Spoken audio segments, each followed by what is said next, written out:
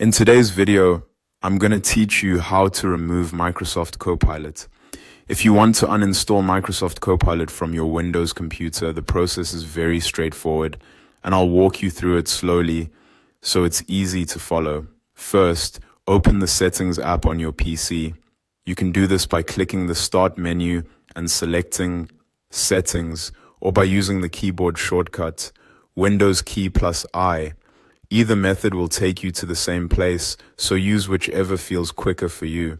Once Settings is open, look to the left-hand side of the window and click on Apps. This section is where Windows manages installed programs, app features, and uninstall options. After that, select Installed Apps. This will open the full list of applications currently installed on your device.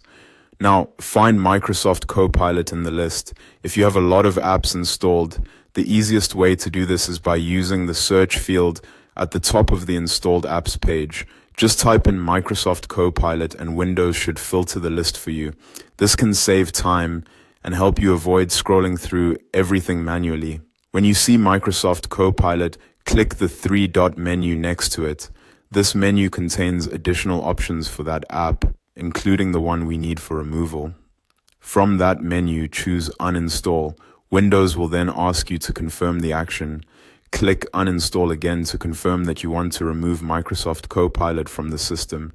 After that, simply follow any uninstall prompts that appear on your screen. These prompts may vary slightly depending on your version of Windows, but in most cases, it's just a matter of approving the removal and waiting a few moments for the process to complete.